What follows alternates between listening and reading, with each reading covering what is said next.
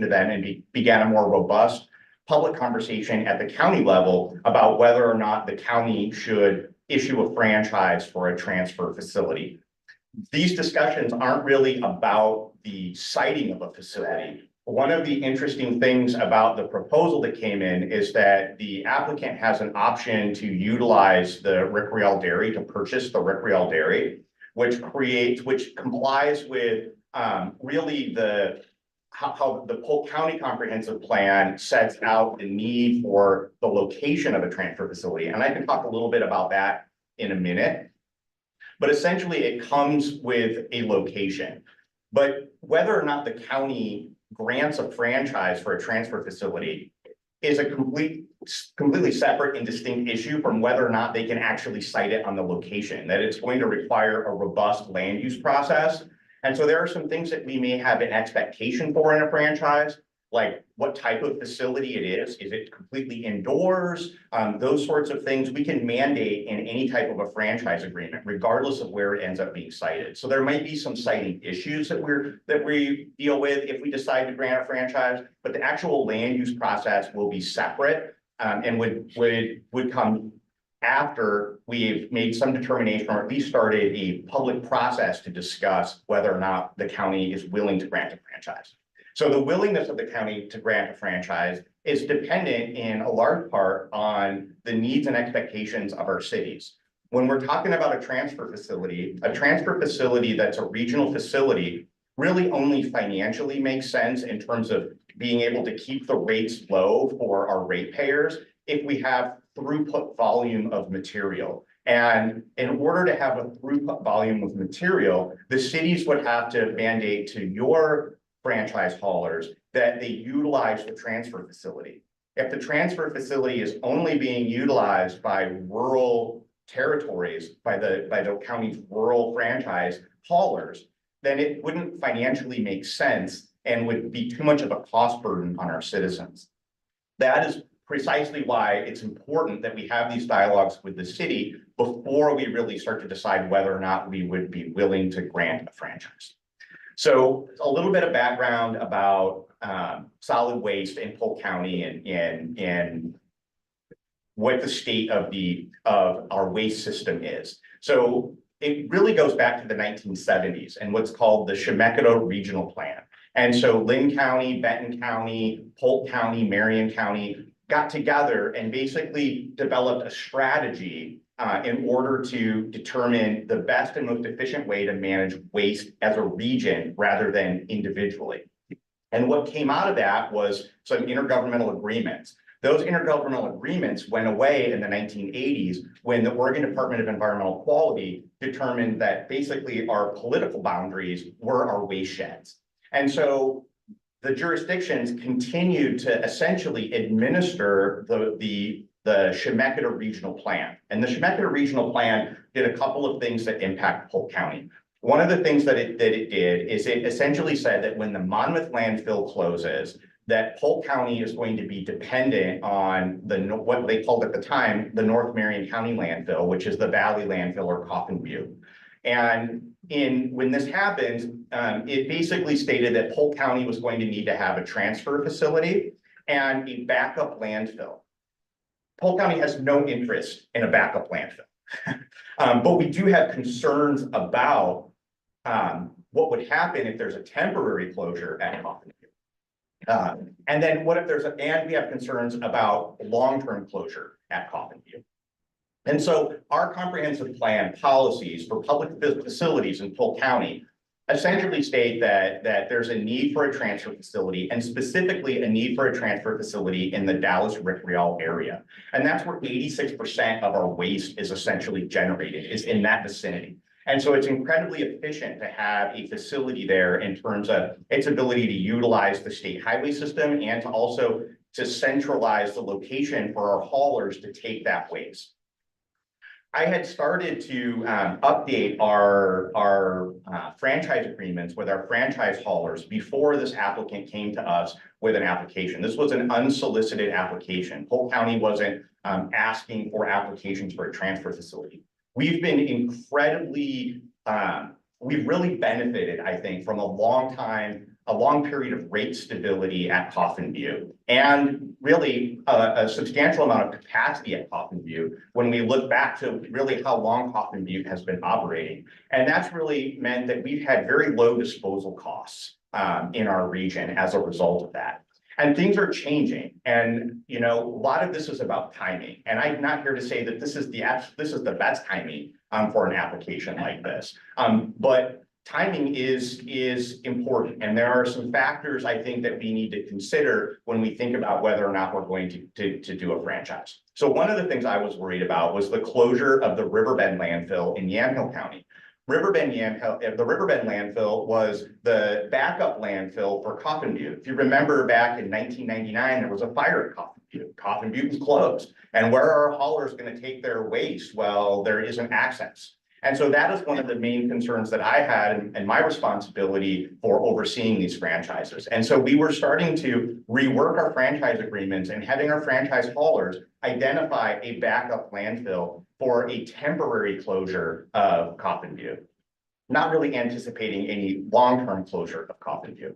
And when we in the beginning of this process, we sort of worked out some kinks with some other things in our franchise agreements that we really needed to update, and other problems with gaps, overlaps in our territories and some other things. And this application came in, and so I stopped and sort of paused everything. And so here we are today. That's sort of the background to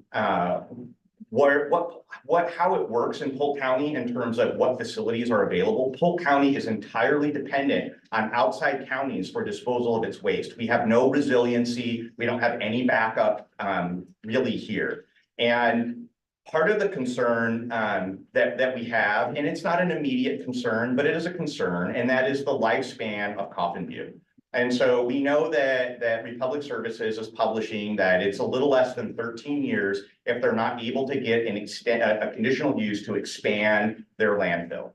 Right now, I think that cell 5, which is where waste is currently, it's predicted to be full by February, and they don't have cell 6 ready yet. They say they'll have cell 6 ready in time, and we fully believe that and anticipate that that'll happen. But these are some of the uncertainties that are occurring. And if you look at 2018, the rates really increased significantly for disposal at Coffin View. And just in terms of just regular economics, as there's less airspace or less capacity in the landfill, costs are going to go up. And so the proposal that was provided to Polk County for this transfer facility, all of the rate increases, which I'll turn it over to the applicant in a moment, all of those are predicated on hauling our waste out of the Willamette Valley and to Eastern Oregon, where there's several hundred years of airspace. It's different meteorological conditions with less rain, different geology with more compacted soils and less population, right? And so really that's where there is space for disposal. That doesn't mean that that's where our waste would go necessarily if we have a transfer facility, but all of the financial impacts that we've evaluated are predicated on utilizing an out of region landfill. If Coffin View landfill comes back with lower cost tipping fees for us, it would absolutely make sense for us to continue to use Coffin View. But there's also a lot of uncertainty in terms of the waste that could go to Coffin View. So if you've been paying attention to the news, the rehub, which is basically the waste to energy facility, the incinerator in Marion County, Reworld, sorry, all the re's. Reworld is having issues with their DEQ permit. So it's becoming stricter and stricter in terms of the environmental regulations on that facility. And there's a lot of Marion County waste that's currently going to that facility that would have to go someplace else. And we know that Marion County is also looking at having the ability to be able to transfer waste outside of the Willamette Valley. And so we don't want to, we're here because there's a risk. If we pass on this, there's a risk that we could end up with less advantageous circumstances. There's a lot of things that could happen maybe to our benefit, and they could maybe happen to our detriment. But one of the things that we have the opportunity to do right now, if we franchise a solid waste transfer facility, is we have the ability to negotiate the rates so that the county would be able to dictate rates. And if we wait and we don't have that type of leverage because we're in a predicament where we essentially have no other way or place to take our waste, we wouldn't have those types of negotiating tools.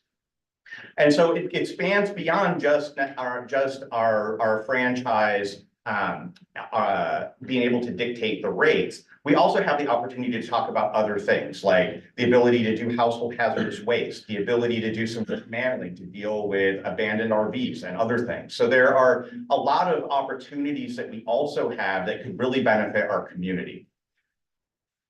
This doesn't mean that I'm not here to sell this transfer facility. I'm here to basically talk about these facts and these conditions so that we can have them and get your feedback and your questions and your concerns so that we can have an informed dialogue with our Board of Commissioners later this fall. And so with that, I'd like the opportunity to turn it over to Mr. Dahl, and then I'll be more than happy to answer any direct questions to me or fill in any gaps. Go ahead. Thank you, Mayor, and thank you, councilors. It's a pleasure to be here tonight. Appreciate your guys' time tonight. It means a lot that you are taking up your evening to be here. So obviously we're talking about garbage, trash. I mean, great subject. So I know why you guys are all excited. I mean, in recycling too, and circular economy and the rest of it. So is there a way we could pull up the PowerPoint? Yeah. Thank you.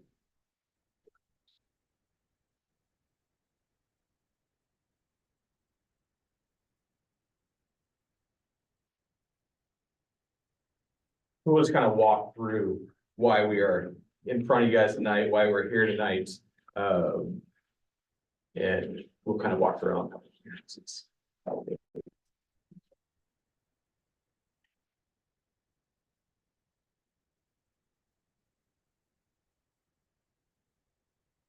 next slide there.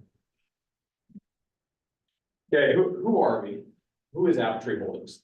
Aptree Holdings, we are Lawrence Sanitation out of Kaiser, Salem area. We have a collection company up there. It services the communities, curbside, very similar to Josh Brand, what Josh Brand does here. We transport services. So you see a lot of tractor trailers going down the road, and that's hauling a lot of regional waste. So whether it's going up to a material recycling facility up in the Portland region, or it's coming down here to Top and Butte, a lot of times it's being hauled on the back of one of our trucks. So we move about 270,000 tons of waste a year. We're also part of the Marion County Resource Recycling Facility out of Brooks area, and that's a demolition recycling facility and a transfer recycling facility. And there's a partnership amongst the Marion County haulers there, and we built a state-of-the-art facility up there. We are also part of North Marion Recycling Disposal Company, which services the cities of St. Paul and Donald, and we are managing the collection company for them. Okay, why are we here tonight? One of the reasons why we actually started looking at this clear back in 2018 timeframe, 2017, 2018 timeframe, and the reason why is because Riverbend landfill closed. And when Riverbend landfill closed, it put only one major regional landfill left in the Willamette Valley, open to public. So that really became a challenge for the commercial side of the world. They're accepting about 1.1 million tons into there. And they actually have a cap of 1.1 million tons. So a year. So they're right near their cap on what they can do for tonnage into that. There's also Polk County's comprehensive plan, and the Chemecca Regional Solid Waste Management Plan also identified a need in Polk County for a waste facility. And that's why we really took a hard look at Polk County itself and whether this county made sense to put a waste facility in. Do you mind the next one? Okay, so this is real quick a timeline. And so when everybody talks about, okay, one landfill's closed, or we're talking about 10, 12 years, possibly the closure of the next landfill, it takes close to 10 years to site a waste facility.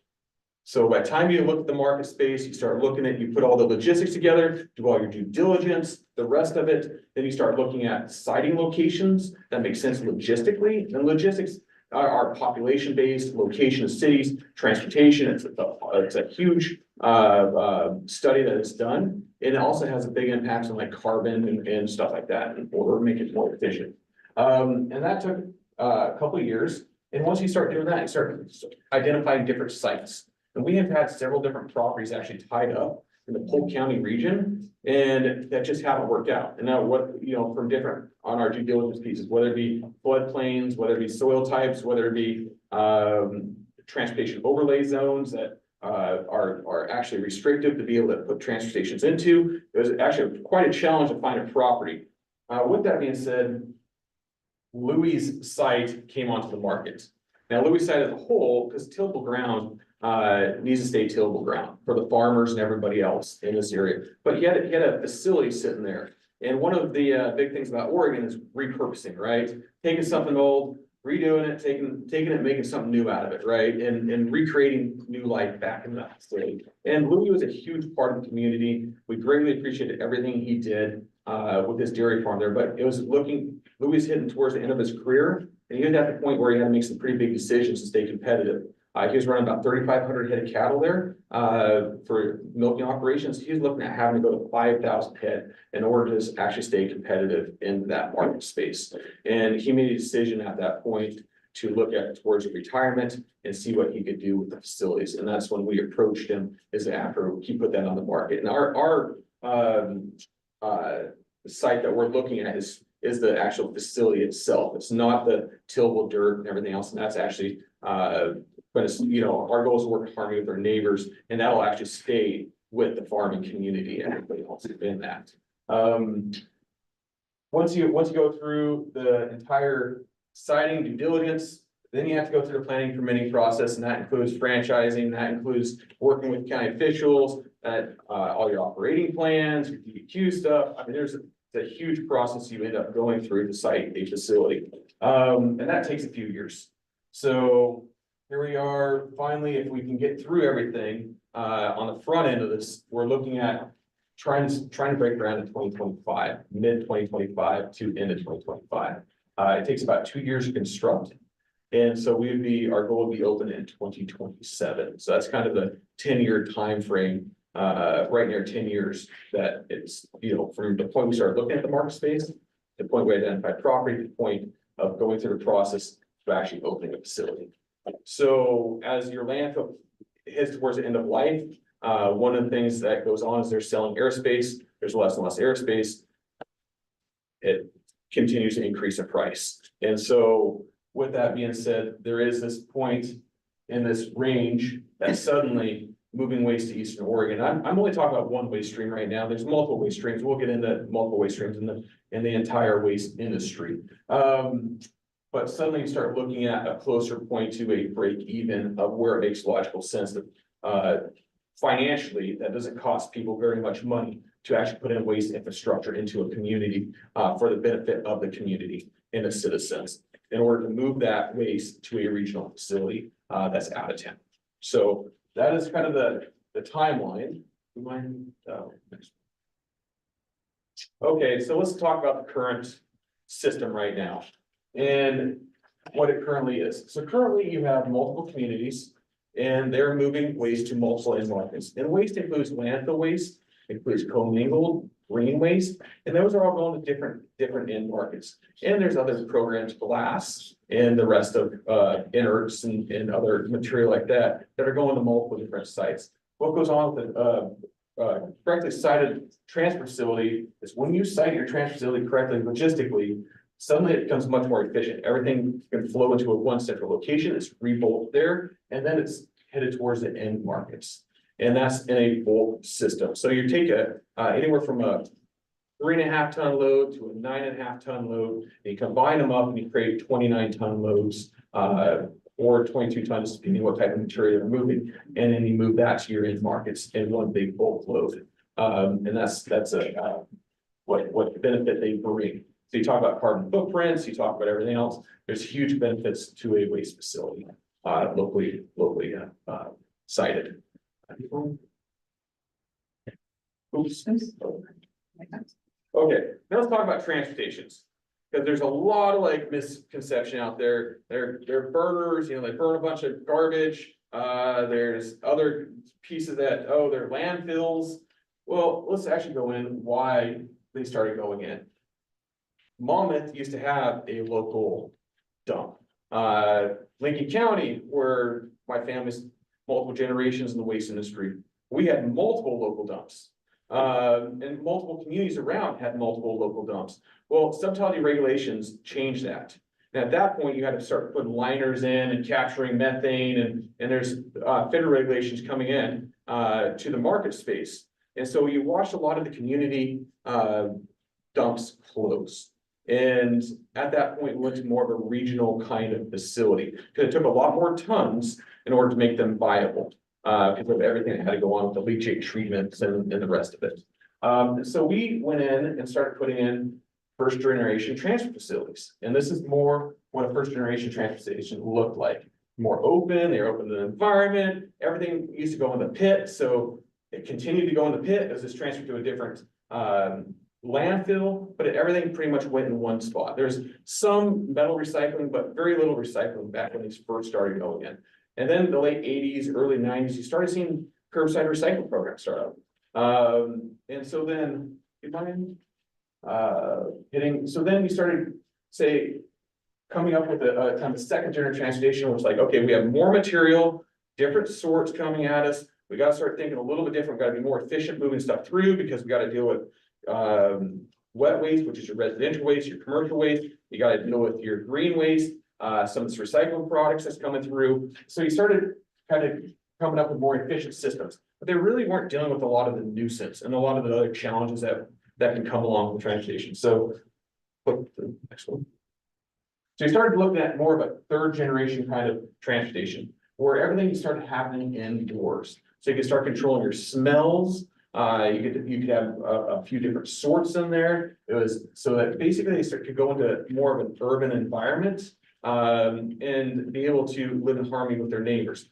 But they still weren't dealing really with what we're dealing with today, which is as we head towards more of a circular economy and more producer take back programs, more options for basically the RMA and other pieces that are coming at our industry. And as that keeps coming at us, there's going to be a need to rebuild. So you're going to need a lot more space, a lot more queuing areas for public. There's a lot more challenges coming at us, and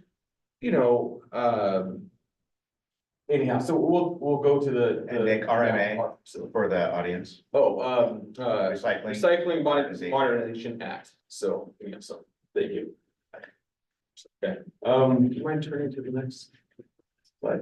So this is the facility that we have proposed for Rick Rial and for the dairy farm. And it's repurposing several buildings. That's actually take back bulk programs. That's for recycling centers. And then the main facility, your main waste transfer facility, will actually take place over here. Everything happens indoors, separation of commercial and residential for safety purposes, for environmental purposes. The air is actually pulled in, so then like your dust will all pull inside. You don't have to deal with as much leachate in that case, in the middle of winter. So all this comes together, so you have separation of your stormwater, separation of leachate, smells are taken care of at this building because of the way it's pulled in. Your waste is moving through there anywhere from an hour to a couple days, just depending on what kind of source. And you can handle multiple sources as it's coming and do it very, very efficiently through these types of the system. And there's lots of queuing space. So residential and commercial have their own areas where they queue in and out. Commercial trucks for like your route trucks, where they come in and out, is all efficiently handled in a whole different area. So that's for safety purposes. That's to get those trucks back on route. Because I don't want Josh Collin upset that his truck's, tied up. So it is important to keep your rates stable, right? And what does this mean on the backside? Well, on the backside, it allows the community to be able to look at multiple different landfills, multiple different commingled options, multiple different end markets, right? And that's what keeps your rates stable. And when you start limiting yourself to your end markets, and if they're open, because your end markets are open, right? They're open competition. That's what creates an end market.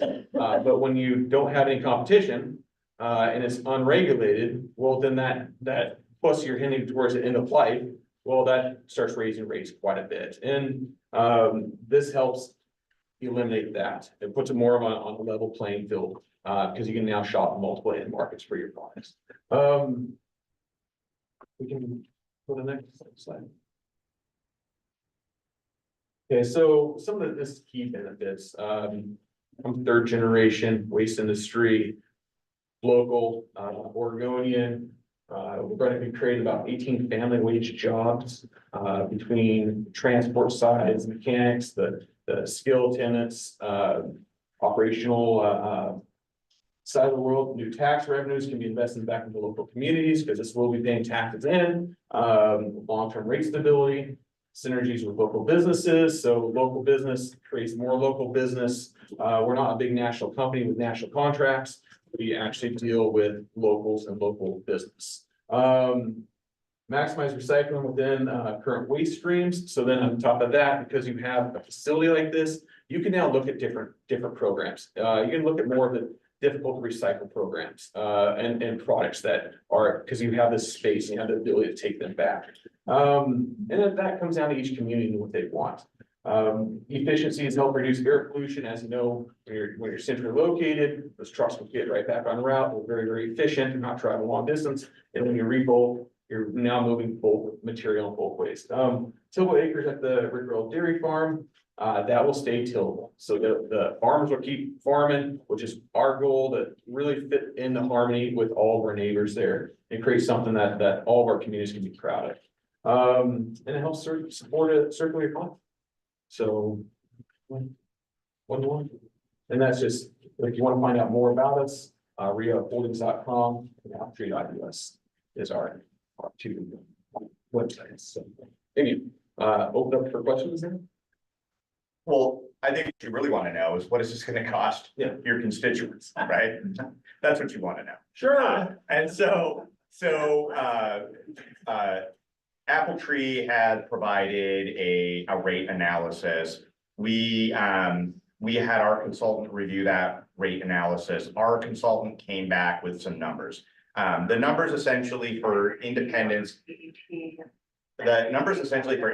in Monmouth are a little bit different, but they're close. Monmouth, it's estimated that with the current waste flow that we generate countywide, it would have a fixed rate of about, or it'd have a rate of about $3.38 for Monmouth and a rate of about $3.27 for independents. That's the way that this is calculated. It's calculated on the average waste of it takes the total number, figures out an average for the residential customer, and then takes basically the overhead cost of the facility and factors that in. And it also factors in route savings. So a lot of the difference in these rates is based on the fact that your solid waste franchise for collection doesn't have to travel as far. And so it reduces their costs and it assumes that those costs are passed on to the consumer.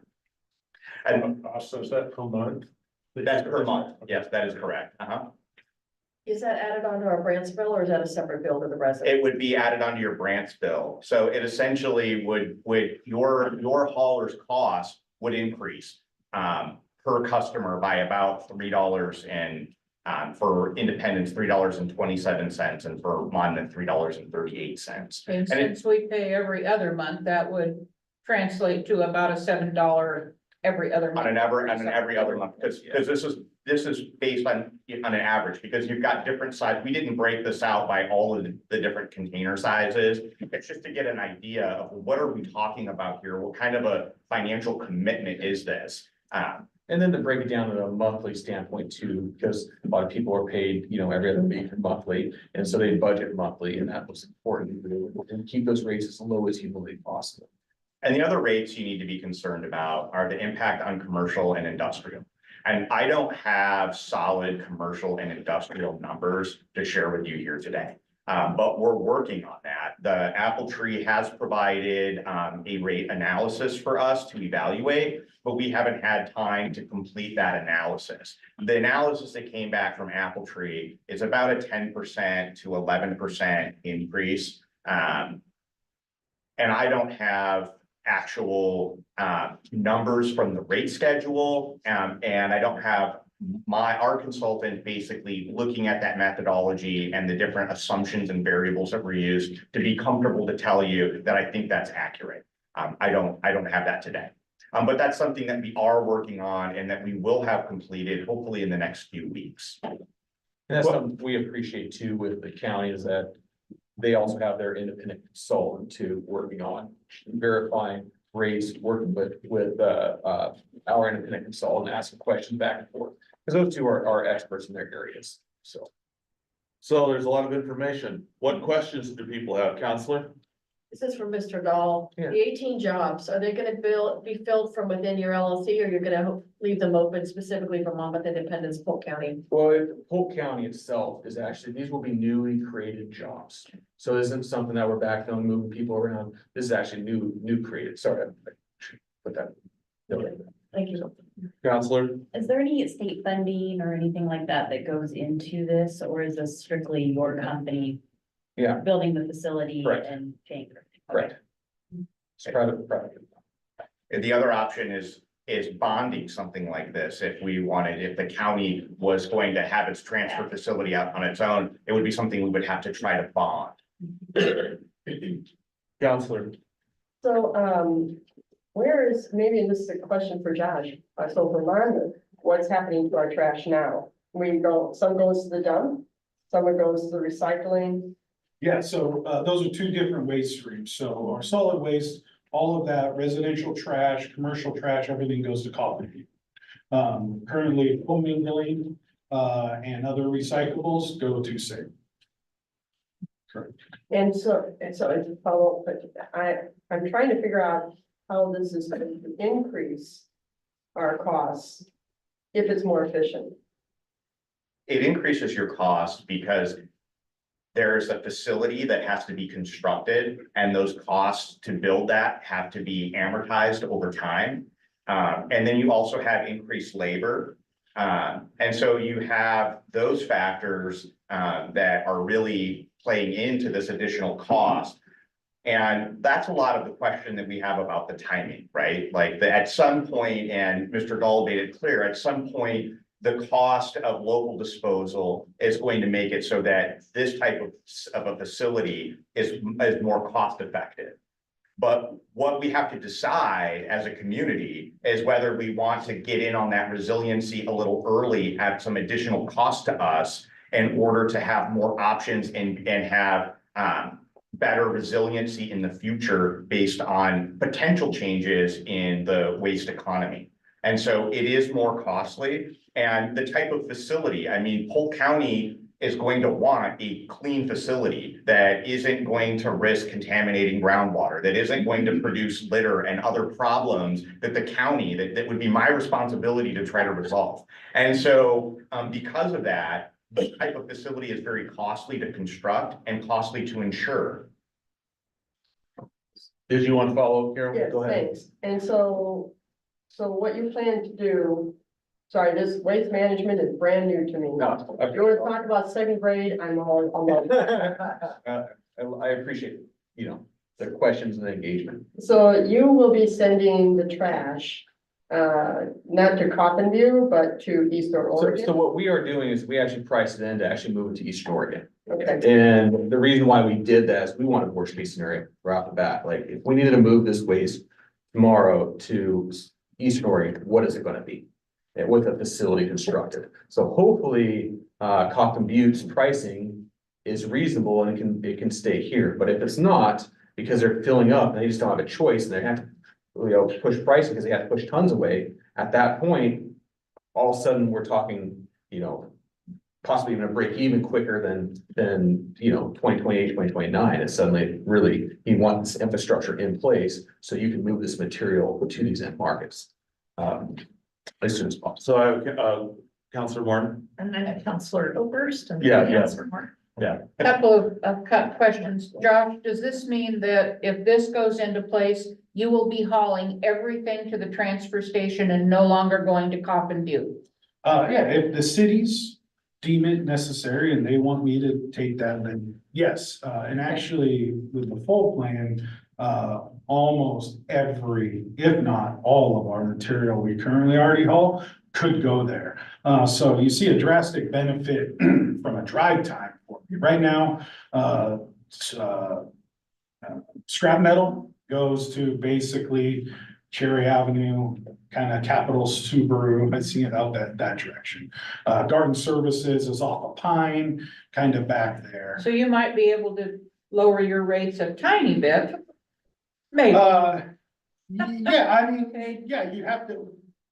It'll- What you're gonna, what you're You'll balance seeing in it out. this is we've added a whole nother step. Coffin Butte's the end game. Right now, we've added a step to that. So those costs are still going to be fairly high. Right. For me, because of how we've handled, and I mean, we've been behind on rates. We've never gotten caught up, Mhm. and we can continue to stay behind. this So will make what you you're more asking me viable. is a tough question because we're not even to where I should be now. But Okay. it could reduce some of my expenses. And my other question is, what about recycling? Will this give us opportunity to recycle more things than we're currently doing? Correct, it will, and it'll give you the options to be able to work with on the producer take back programs as they're coming out, should be on the front end of those. Cause you have the facilities to be able to rebulk, cause same type of deal, you know, in order to make it efficient to get back to their. Facilities to repurpose and reprocess, or break them apart. You have to be able to rebulk it in order to get the efficiencies back into the system to haul it back to them. So then So you the have to have space. plastics that we've lost the recycling capacity for, the ones in the numbers and the triangle, some of those or all of them will come back? Well, I can't talk about every end market because that's all about technology, right? Right. And so if you really get into that, you know, we're trying to do a great thing and be proactive, be out in front and say, hey, we want to really try to recycle more and more materials.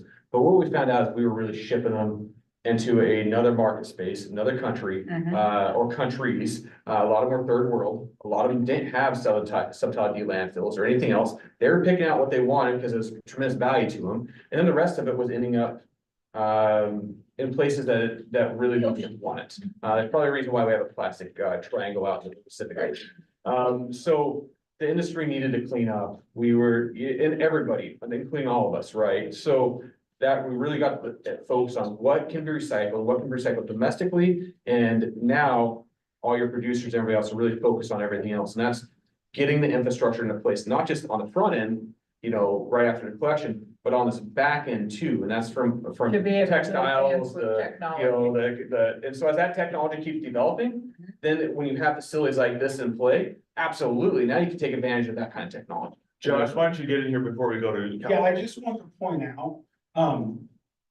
how Oregon's changed the rules. Processors, haulers, we don't get to make that decision anymore. That decision for what's recyclable and not is statewide now. So as of July of 25, you'll see new materials that are accepted. Good. No facility gets to choose per se, unless they want to go into their own market. They don't get to say what is or it's a statewide across the board. So in order to be you have to be certified pro facility, and jump in if I'm wrong. That's the RMA. Yeah, the RMA thing. So it really doesn't. The factor for them is just the end game, the facility that can handle the material, handle it properly, the distance to it. They don't really have the determination of Okay. necessary, unless they come up, unless they get, it's very creative. Your end markets will have to go to the circular economy, CCA, and be able to put the proposal together, and they'll have to verify that is actually a real market space. I just want to say. And then that'll allow the programs to be put into place up front. So, yes. Let's get Counselor Oberson here and Counselor Martin Willis. Karen, So, excuse me, and Counselor Roden, I know she's not showing up on there, but she does have her hand. okay, we'll work her in. Thank you. So Yamhill County, where do they fit into this picture? Because right now they're driving through Monmouth every day with white trucking company trucks. And are they gonna stop at your location and give you their trash too, or? So Yamhill County has been forced to put the resiliency into their system. So right now, Coffin Butte is their cheaper choice. Right. In a few years, it might not be. So those trucks might be turned east, or headed to Millersburg to a reload facility down there, or headed to Tidewater for a barge system. But if you are the economically feasible location, you would take Yamhill County's trash if they ask you to.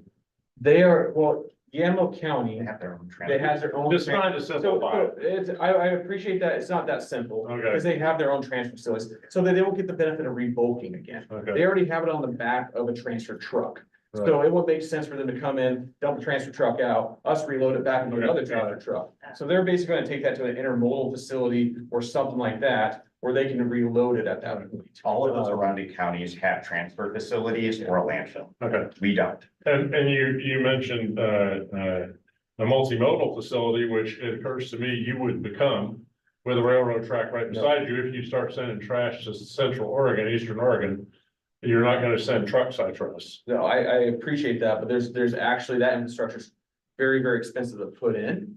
And it's actually, there's great infrastructure already in place in the state of Oregon. From Tidewater has great infrastructure out in Vancouver, Washington, to Millersburg has great infrastructure already in place. And we would utilize the current infrastructure in Okay. place. But yes, there are tracks there, but no, it's cost prohibitive. It's actually easier for us to utilize the intermodal facilities that exist. And so this is gonna be, I'm trying to simplify again, so Yeah. I'm gonna get it wrong, but I'm hoping I'm close. If I look at my current Brent's bill and figure, well, Josh is gonna save some fuel, he's gonna save on maintenance. And so we can trim that off just a little bit, and then, and his tipping fees down at the dump, he's not gonna be paying them anymore. But he's gonna pay you instead to get rid of the garbage. And there will be additional new costs imposed because you got a facility to build and a staff to pay. Is that a fair That's a summation? yes, absolutely. That's why the county has a rate analyst, Right, yeah, rate that's right. analyst and Got it. everybody. And for Josh's point, I don't want to speak for Josh, but it can help offset future as it's moving forward type expenses, right? Yeah, So then his truck can get back, instead of spending 45 minutes waiting in a line at the Sure. landfill, it can get back on route quicker and be able to dump another 80 stock on that Got it. line frame. Yeah, I mean, not to, just as a quick example, with it that close, some things we could look at, I know we brought up at councils before, weekly recycling, things like that. It still stretches us because it's still time and overtime and drivers. But with a facility like this, commercial separated, I'm not driving through downtown, I don't have to deal with the bridge, I don't have to deal with lunchtime rush hour. What does that look like for Monmouth and Independence now for trucks to be able to potentially, instead of doing 1 or 2 loads a day, being able to drop 3 or 4? You know, so it allows us the opportunity to look at other areas that could really benefit us. It still affects the bottom line, but maybe it doesn't affect it as much as it could have without. And like I said, that's keeping in mind that currently right now, not to get off topic, but there is a for sure end game to Coffin Butte, so. and John, I have one last little thing, quick question. Household hazardous waste, is that something you guys would handle, or is that still gonna be? So, no, we do not handle household hazardous waste. Okay. We will not have a facility there, but the county does a take back program. Yeah, no, we got it. And like when they do their like monthly or yearly type program, then of course we'd offer them a space where their customers are already coming at DEQ permitted facility to be able to handle So that. Clean Harbors collects household hazardous waste, and right now that's being done at a Marion County transfer facility for us. Because we don't have a facility here, and so you have to drive over into Marion Yes, you County to utilize that. And so if we were able to, and that is collected by Clean Harbors. And so if we could do something similar to that here, that is one of the things that we're interested in, that I'm sure he probably doesn't want to do, but it's one of the things that interests us. Yeah. Great, thank you. Let's go to Counselor Martin Willis Johnson. Thank you for waiting, Ken. Bye. No, actually, Counselor truck rail was my question, Okay. so it got answered in with yours, so thank you. Okay, Counselor Roden, you're on audio here, so you ask your question, please. Please unmute.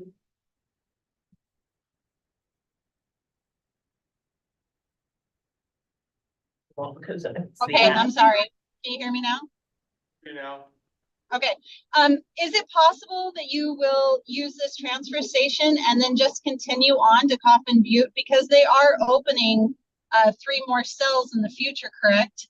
And then my other question is, have we reached out to Coffin Butte to get their opinion on this? Because I don't see this as a green change in our system. If we're planning on potentially driving 7 miles north to Rickreall and then all the way back to Coffin Butte, or driving all the way to Eastern Oregon, I don't see how that would be environmentally responsible to do. So I'm just concerned about those things. Gentlemen, Or Josh. or anyone, either No, one of you. no, I actually appreciate that, and actually is efficiencies put into the system by even the material coming up there because of the amount of actually drive time and wait time at Coffin Butte. So yes, there is the efficiency into the system on that side of the world. On the, this is more of a redundancy, or resiliency question, for the system. So, you're talking about future cells. Are you talking about their expansion, or are you talking about currently? Because right now there's an end of life coming. No, I'm talking about in the future. I think they're right now proposing to expand.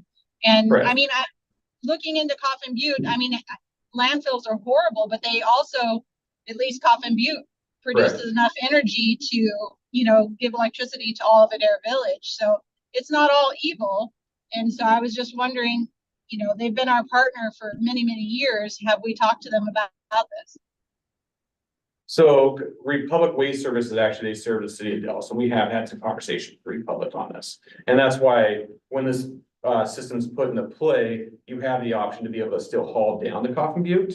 But that once again comes to a competitive issue, because we would be competitive with Coffin Butte, and their rates would have to be competitive. If it's not competitive, then yes, the material moves east on sometimes pretty efficient systems, barge systems and other ones. So once you have that redundancy in place, you can have the options of your end markets. From Polk County staff's perspective, you know, we're concerned about the elasticity of solid waste collection and the ability for our citizens to be able to pay for that. Outside of your cities, it's very easy to illegally dispose of waste, to burn waste, to do a lot of things. And so for us, that is very, very critical. And when we look at what's happening at Coffin Butte, we know that with the expansion into cell 6, that we have less than 13 years, and that's based on an industrial estimate that really could end up being much less than 13 years, especially if you look at how they've been projecting out how much time we've had in the previous annual reports. And so the other factor is the Benton County Planning Commission, they did not approve the conditional use expansion the first time. It was for a larger expansion that would have provided 12 years worth of additional time. Republic Services has come back and they've submitted a new conditional use permit that would afford 6 additional years beyond the 13, right? So at some point it's coming regardless of, and that's what I was saying about the timing, right? Like we can wait for things, but there's some risk in that. And so we're here to say that there's this opportunity. Let's evaluate this opportunity with clear eyes. If you look at what's been happening with rates at Coffin Butte, it has me concerned. I know that one of our West Salem franchise haulers, their tipping rate at Coffin Butte is $42 in 2024. We know that they've been put on notice that it's going to go to just over $60 starting in 2026. And so these are the types of fears that we have about rate stability long-term, and the ability, if we can bulk and we could move waste out of our region, then we don't necessarily have to take that high tipping fee. And then maybe they would come back with a lower fee that would be able to provide us with lower rates.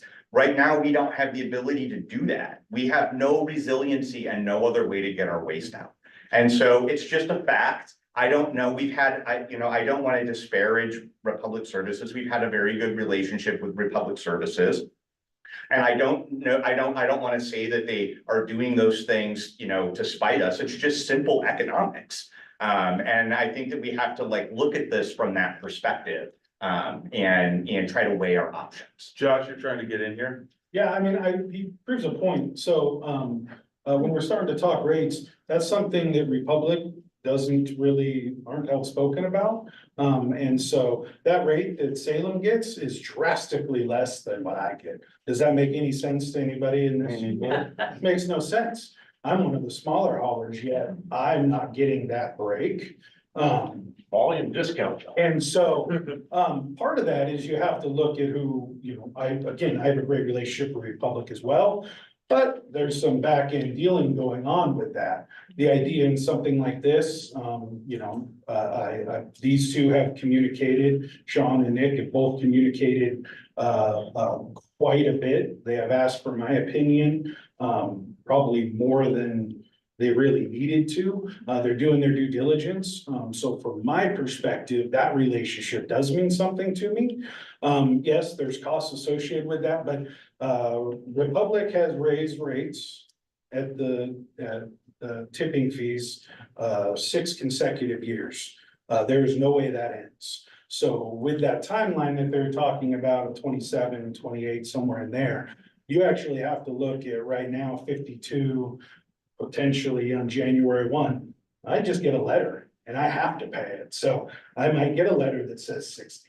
I might get a letter that says 54 and then 56 and then 58 and 60. Who knows where that goes? But that's also, I don't get to negotiate that. I don't get to have those conversations. Maybe I do. They definitely don't ask me to have those conversations. So maybe I'm missing out on it, but that's also something that from a relationship standpoint, a large company like that, and for me, I've been around here a lot longer than Republic has. And so they're bigger, but from a respect standpoint, they do reach out, but that's also a factor in my. Well, they're feisty. Austin, to you, and then I have. There's 2 points to that question that I really wanted to close with in my answering of that question. One, we have had a conversation with Coffin View, with Republic Services that's responsible for Coffin View. And essentially their concern was making sure that they're protecting the volume that's coming into that facility. And that gives me hope that they would negotiate with us at some point if we did have a transfer facility. I'm not saying that they would, but that was a concern that they expressed. And then the other point I want to make is that Benton County commissioners cannot do anything about the rates at Coffin View. And what we're talking about with this franchise opportunity is the ability for Polk County commissioners to be able to determine rates at a transfer facility. And that's one of the things that we think is important from a public health standpoint.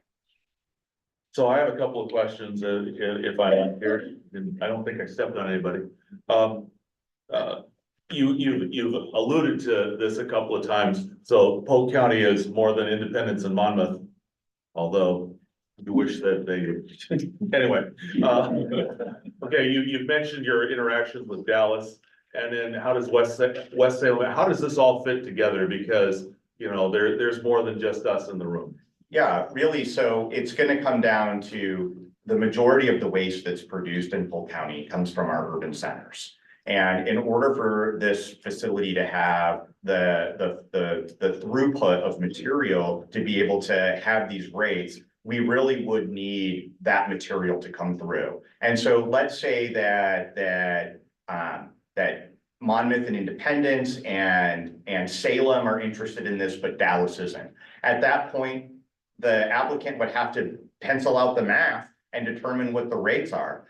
Whether or not it would work for the applicant or not, I can't say, but if the rates are too high, that becomes a problem for us at the county and our fear about the elasticity of people's ability to pay for solid waste collection. So those are factors that would potentially make it so that we wouldn't move in the direction of this type of a facility. That's why we're here before you. That's why I'm here today. I've been doing the same thing with the city of Salem. This is an opportunity if we work together that could provide some regional benefits. And the question is, can we afford it as a regional community? And at this point, I'm not going to be asking the cities for a determination of what they're willing to concede in any type of an intergovernmental agreement. This would really require an intergovernmental agreement between the county and the cities about where waste would go. And each jurisdiction is going to have their own sort of hopes and fears, and we might work that out in some IGAs. The question that I'm here to pose today, when we start the public process with the Board of Commissioners, I want this to be a robust public conversation where you can come in and are you willing to talk about this? Are you willing to say, yeah, we're willing to entertain an IGA to do this? Maybe not all of the terms until we have those terms and we can discuss them and we can have our legal counsel sort of work through that, right? But the question is, as a community, is it something we want to try to do together? And if there's just not a willingness to do that, it's really going to change the math. And when the math changes, it's really going to change the ability to pursue this or not.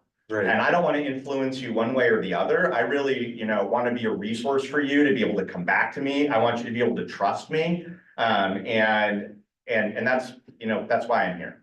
Okay, I have a follow-up, on a different flow here. You mentioned a variety of recycling of about different end markets and the collection of more stuff in one place.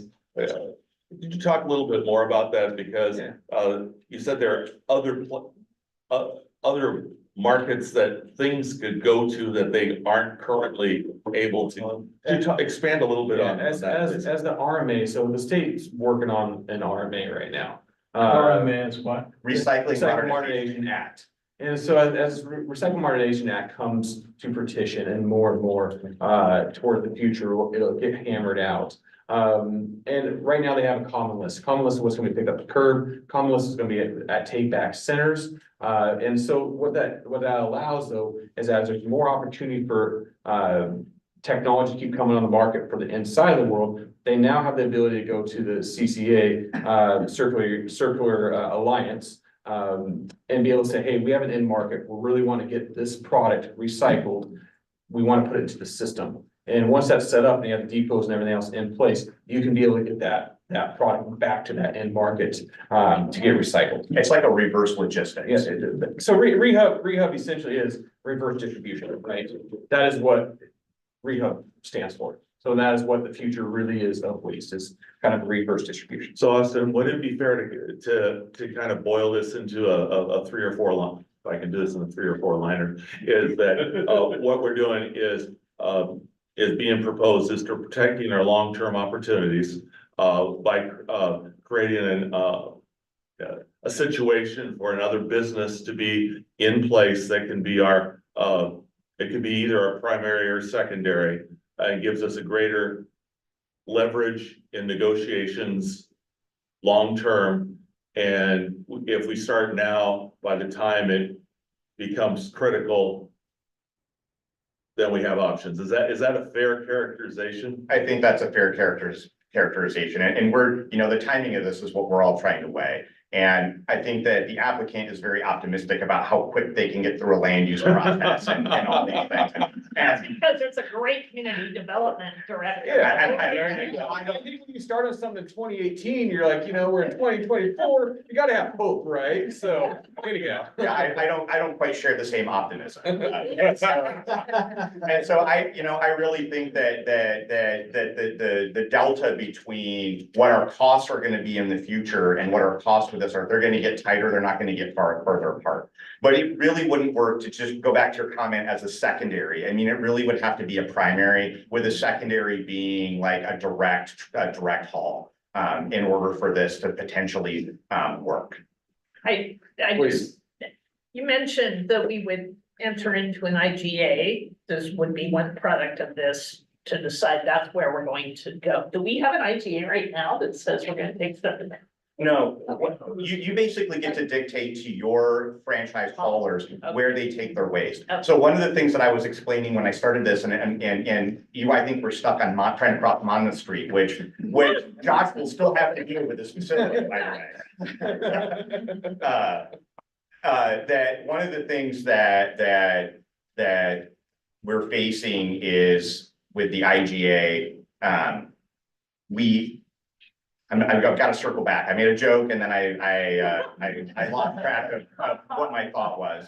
But with the IGA, we dictate currently where our franchise haulers take their waste. And when I started this process, because the Riverbend landfill in Yamhill County closed, that was our backup landfill for our haulers. And we specifically dictate that our haulers cannot take their waste to the incinerator in Marion County, for instance. So we don't allow that. And so there are these, you have some control over your franchise haulers. And what this would take is it would take coordination between the jurisdictions in doing that. And we would have to make some agreements about how we would do it. Sorry about my stuff. Yeah, because the word I use is currently there's no flow control. They don't have flow control is what, so in city council meetings that I've said is they don't have flow control. So that's why it's important to have these conversations. Because what Austin said plenty is that we need to make sure if this is something that we're interested in, then this needs to be a plan for both communities, thoroughly thought through, and figured out, because eventually a decision has to be. Counselor? Yes, thank you. So just following up with Mayor McCarl, what he was saying about the regional, please correct me if I'm wrong, I'm trying to clarify this.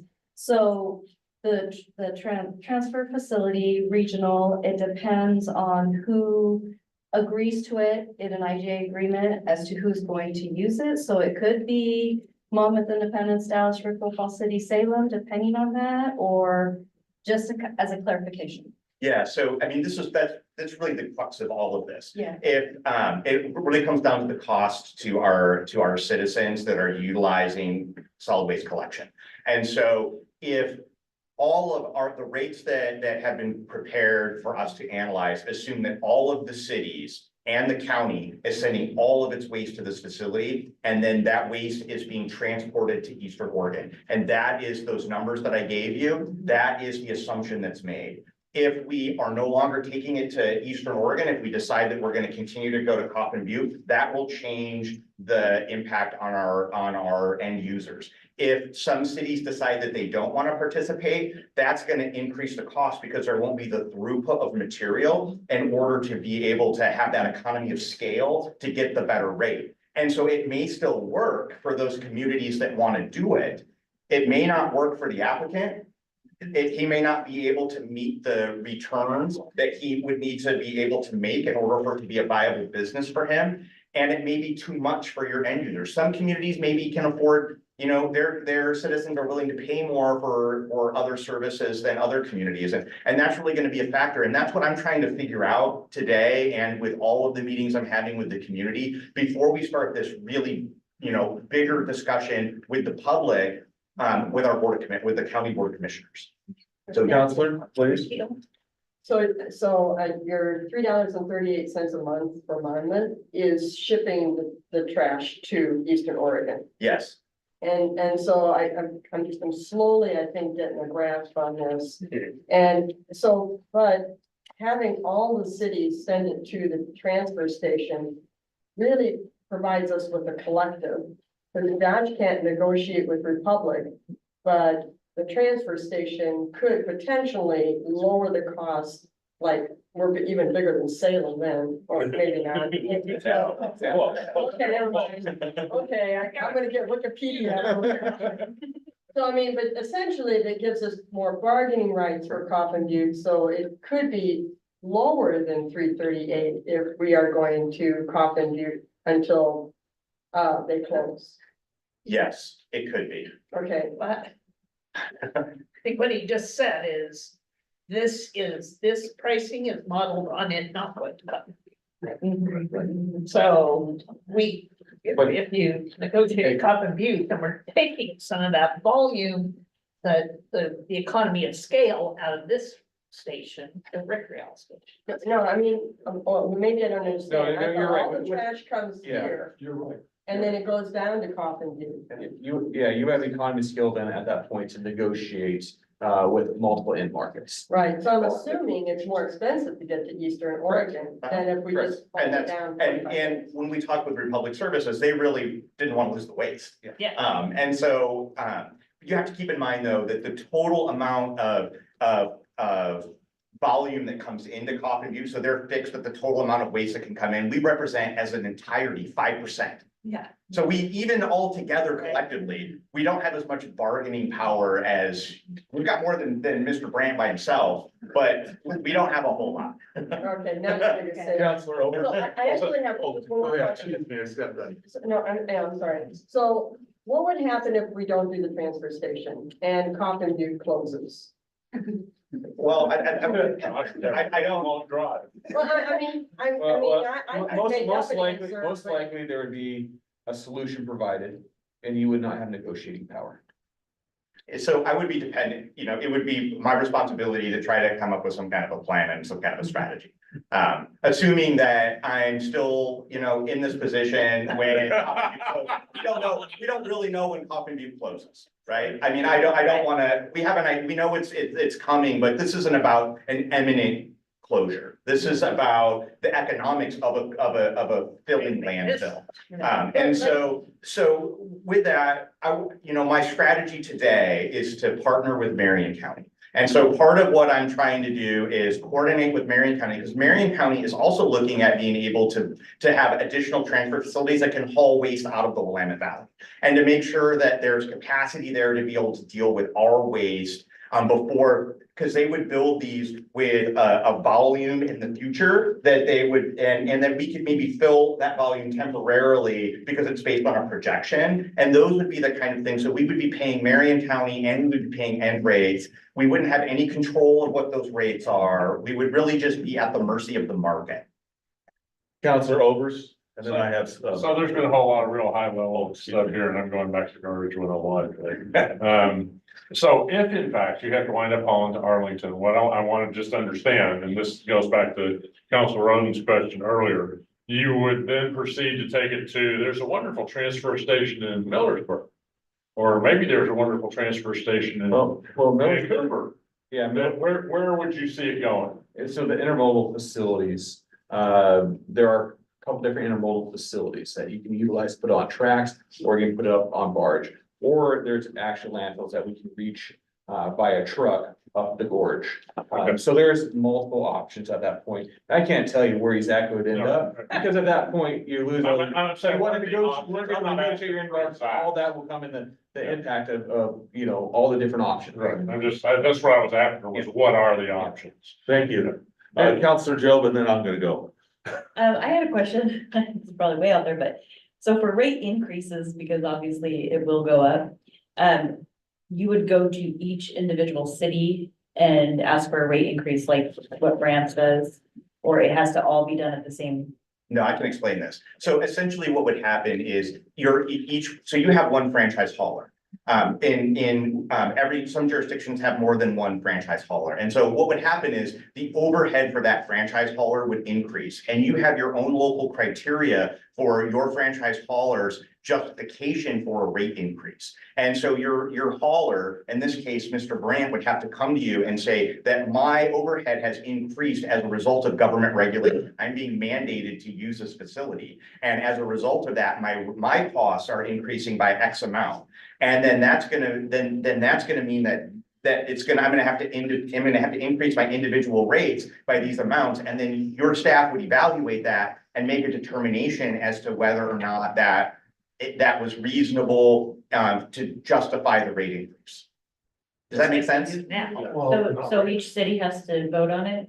And so there's kind of two different things we're talking about. One is an intergovernmental agreement between all of the cities in the county to mandate the use of a transfer facility. That's the first question. And if we decide, and nobody's decided anything, Right. but if we decide to do that, that means that the cost is going to increase for each one of our franchise haulers. And it's going to be different for every community, right? Because there's going to be different factors in every community. So that franchise hauler in each community would have to go back to that community through each community's local criteria for justifying a rate increase, and say that my rates have to increase because we've been mandated to use this facility and it's increased my costs X amount. And so part of what we've done is which would be Brandt. So part of what we've done is we've analyzed that, and we had the applicant put in basically their analysis and their estimate. We basically evaluated the assumptions that they made And we came back with a determination of what we thought the rates would be for each one of our haulers. And that's where I'm getting the $3 for independence and 27 Okay, so cents, it's right? not you, it would be, Yeah, would so come rate, to the us rate and say- structure currently would just be the exact, whether it's Right. Rehab or Coffin Butte, it's the same Okay. thing. Coffin Butte raises by $2, it's still coming to you. Yeah. And I say, like, hey, you're not allowed to raise rates unless we agree to it. Yes. And- yeah, I cannot raise rate. Right, so that's what, okay, so sorry. So that But also. You would that be also- raising rates on him. Yes. And even though the bill would show that we're paying that part of it, The bill, him saying the $3 is what they're gonna charge me. so we wouldn't even see it. You on the don't bill. see, there's not gonna be a line item that says. Oh, okay. His That's what overhead.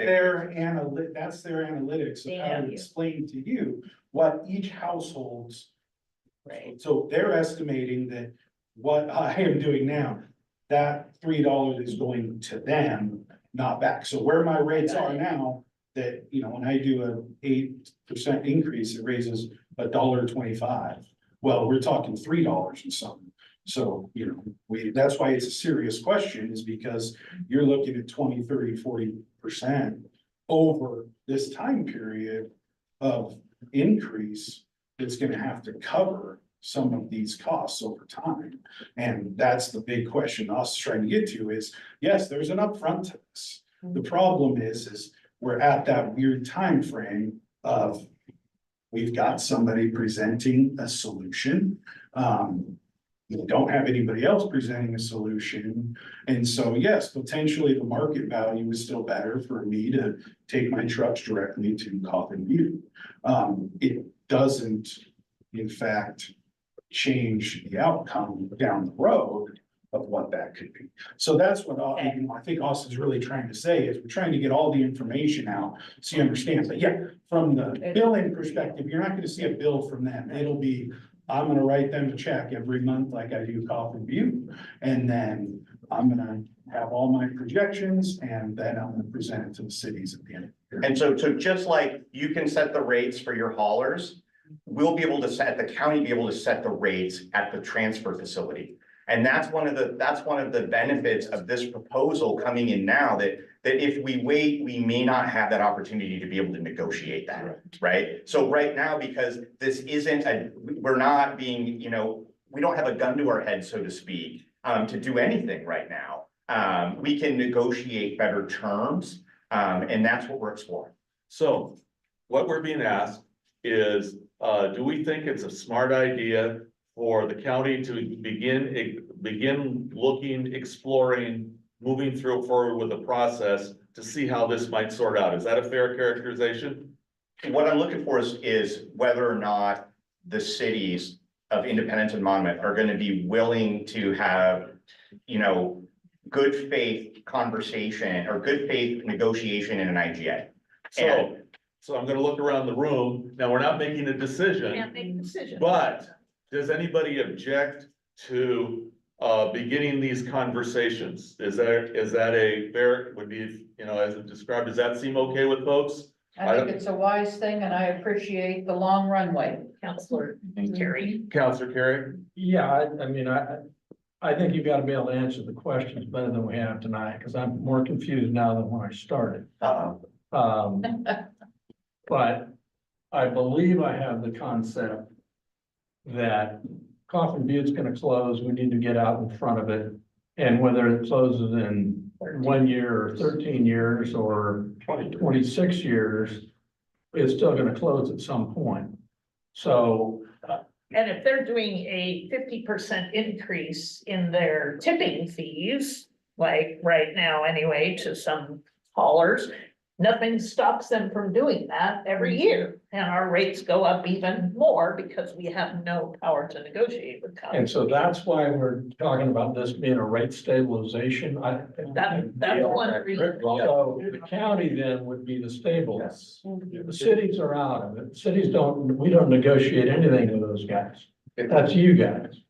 Yes and no, and not to complicate things and make it even more confusing, but your individual hauler, your franchise hauler negotiates independently with the landfill right now. And what this, Or is told, he doesn't negotiate. he's told that they don't negotiate, but But he does have to go and basically work with them on his, and as Mr. Brent was explaining, our different haulers have different tipping fees, and they have different times that they change the tipping fees. What this would do is it would put all of our waste flow, all of our waste throughput into one location, and that location would be finding the best rate in the market for us, period. That's what this would do. Or. Yes, either or. exactly. Yeah. Yes. So what I saw is that I saw lots of head shaking that we should nodding. Yeah. You asked for, did anybody object? And I said, I don't Oh, object. Okay. Yeah, you actually reversed the question, so we were doing yes and no. Well, okay, so I think we're all headed the same direction here that, would you agree, madam? Yes, sir. There we go. Okay, so do you have a sense? I do. I feel good. And if you can continue to allow your city managers to work with us through this process, and then participate at the Polk County Board of Commissioners public hearings that we'll be having, that would be tremendous. I'm sure you'll let us know. Okay, sounds good. It's been nice to see everybody. Thank you for all coming tonight, and I move Monmouth adjourned. I don't care about you guys. John, what? We're done. Go home.